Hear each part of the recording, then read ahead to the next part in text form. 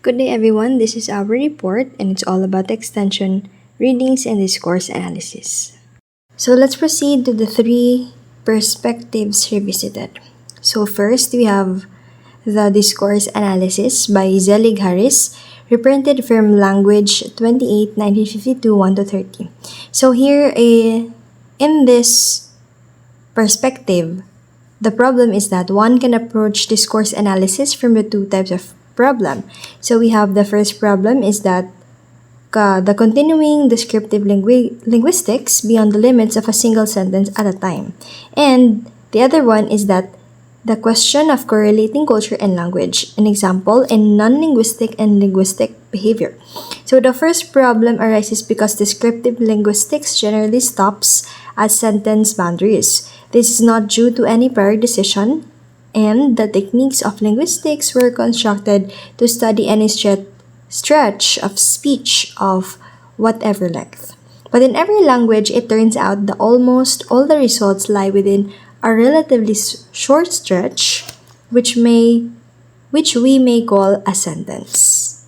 So now let's proceed to the distribution within discourse. So distributional or combinational analysis within one discourse at a time turns out to be relevant to both of these problems, just as we have mentioned earlier. But on the other hand, it carries us past the sentence limitation of descriptive linguistics. Although we cannot state the distribution of sentences or, in general, any inter-sentence relation when we are given an arbitrary conglomeration of sentences in a language, we can get quite definite results about certain relations across sentence boundaries when we consider just the sentences of a particular connected discourse, that is, the sentences spoken or written in succession by one or more persons in a single situation. And considerably, there are restrictions to connect discourse, but it does not detract from the usefulness of the analysis since all the language occurrences are internally connected, and also the language does not occur in stray words or sentences, but in connected discourse from a one-word utterance to a 10-volume work, from a monologue to a Union Square argument. So here we have the nature of the method. So we have raised two problems just as stated again, that of the distributional relations among sentences, and that of the correlation between language and social situation. We have proposed that information relevant to both of these problems can be obtained by a formal analysis of one stretch of discourse at a time. So the questions to be considered are, what kind of analysis would be applicable here? To decide this, we consider what is permitted by the material.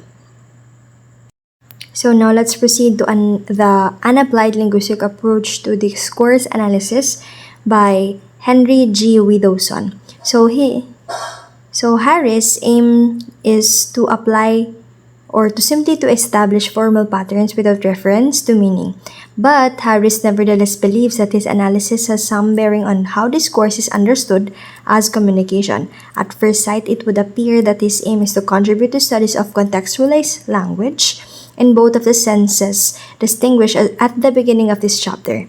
But in a prolegomenon to his actual analysis, he makes the comment, one can approach discourse analysis from two types of the problem, which turn out to be related. The first problem is the continuing descriptive linguistics beyond the limits of a single sentence at a time, and the other is the question of correlating culture and language, just as mentioned on the first part of this report. Moving on, here we have the two perspectives on texture. So we have four definitions to be defined by the concept of cohesion, Michael Halliday and Rokia Hassan. So we have first the text. It is used in linguistics to refer to any passage, spoken or written, of whatever length that docs form a unified whole. Now let's proceed to texture.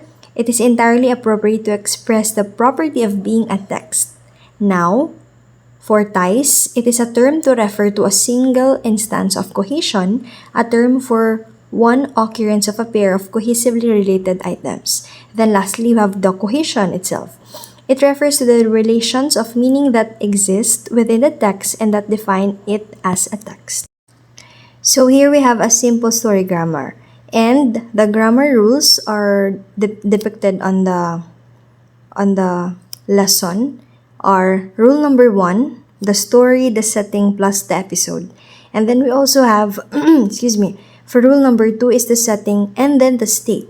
For rule number 3 we have the episode and the event and also the reaction. For rule number 5 we have the event, episode, change of state, action, event plus event.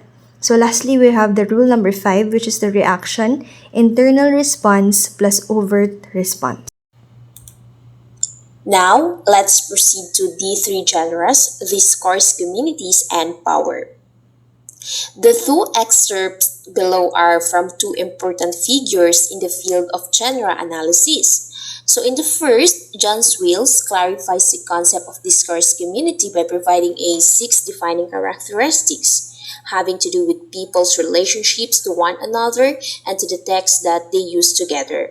So in the second, Vijay Bhatia discusses the tension between creativity and conformity in genre and how this relates to issues of power and politics among members of a discourse community. The first important figures in the field of genre analysis aid the conceptualization of discourse community. So, these propose 6 defining characteristics that will be necessary and sufficient for identifying a group of individuals as a discourse community. So, first, a discourse community has a broadly agreed set of common public goals. So these public goals may be formally inscribed in documents, as is often the case with associations and clubs, or they may be more tacit. So the goals are public because spies may join speech and discourse communities for hidden purposes of subversion, while more ordinary people may join organizations with private hopes of commercial or romantic advancement, or in some instances, but not in many, the goals may be high level or abstract. Second, a discourse community has mechanisms of intercommunication among its members. So the participatory mechanisms will vary according to the community. Meetings, telecommunications, correspondence, newsletters, conversations, and so forth. So this criterion is quite stringent because it produces a negative answer to the case of the CAF problem cited by Najar in personal communication. So generalized form, the problem goes as follows. Individuals A, B, and C, and so on occupy the same professional roles in life. They interact in speech and writing with the same client list. They originate, receive, and respond to the same kind of messages for the same purposes. They also have an approximately similar range of general skills. And yet, as cafe owners working long hours in their own establishments and not being members of the local chamber of commerce, A, B, and C never interact with one another. Do they form a discourse community? So we can notice first that the cafe owner problem is not quiet like those situations where A, B, and C operate as point.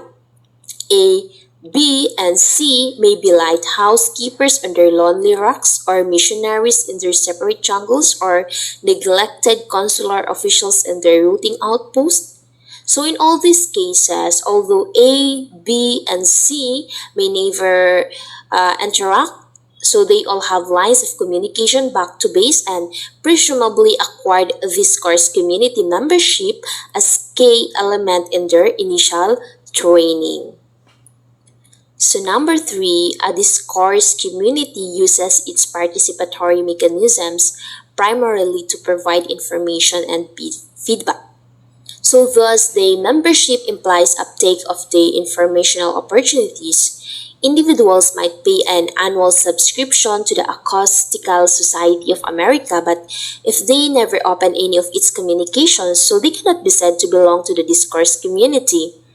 Even though they are formally members of the society, the secondary purposes of the information exchange will vary according to the common goals. First is to improve performance in a football squad or in an orchestra, to make money in a brokerage house, to grow better roses in a gardening club, or to dent the research friend in an academic department. So next, number four, a discourse community utilizes and hence possesses one or more genres in the communicative furtherance of its aims. So a discourse community has developed and continues to develop discoursal expectations. These may involve appropriacy of topics, the form, function, and positioning of discursal elements, and the roles text plays in the operation of the discourse community. So, one of the purposes of this criterion is to question discourse community status for new or newly emergent groupings, such as groupings need, as it were, to settle down and work out their communicative proceedings and practices before they can be recognized as discourse communities. So, if a new grouping borrows genres from other discourse communities, such borrowings have to be assimilated. So number five, in addition to owning genres, a discourse community has acquired some specific lexes. So this specialization may involve using lexical items known to the wider speech communities in special and technical ways, as in information technology discourse communities, or using highly technical terminology is an or as in medical communities. So most commonly, however, the inbuilt dynamic towards an increasingly shared and specialized terminology is realized through the development of community-specific abbreviations and acronyms. And lastly, a discourse community has a threshold level of members with a suitable degree of relevant content and discoursal expertise. So the discourse communities have changing membership. So next, we have here an example of a discourse community.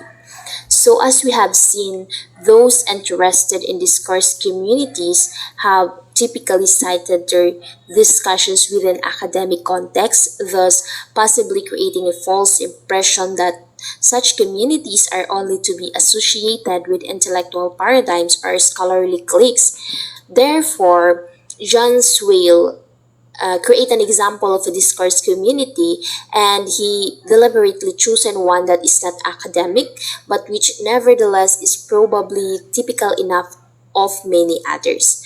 So example, the discourse community is a hobby group and has an umbrella organization called the Hong Kong Study Circle, of which I happen to be a member. So the aims of the HKSC or Hong Kong Study Circle are to foster interest in and knowledge of the stamps of Hong Kong and of their uses. And it is currently there are about 320 members scattered across the world, but with major concentrations in Great Britain, the USA, and Hong Kong, China itself, and minor ones in Holland and Japan. So based on the membership list, is that about a third of the members are non-native speakers of English and about a fifth women. So the membership varies in other ways. A few are rich and have acquired world-class collections of classic rarities and pursue their hobby interests with material that cost a very little to acquire. So some are full-time specialist dealers, auctioneers, and catalog publishers, but most are collectors. So now we are done in first important figures in the field of genre and their characteristics by John Swale. And let us now know the issues to consider in this genre. So The second criterion for a discourse community discussed by Swales is that members must have a means of intercommunication among members. He then, however, gives an example of people in the same profession. Let's say, for example, yung example is coffee owners who do not necessarily have a means of communicating with one another. So, guys, do you think this group constitutes a discourse community? Why or why not? Or can you think of other groups that have a similar ambiguous status based on this criterion or other criteria listed by Swales? And next, issues to consider. What groups do you belong to that you think can be considered discourse communities? Or what genres are associated with these communities and how do you learn to use them? Swills says the newly formed groups take time to settle down and establish themselves as discourse communities. So, can you think of any groups that are in the process of becoming discourse communities but have not yet attained full status? So, that is the issues to consider in this field of genre.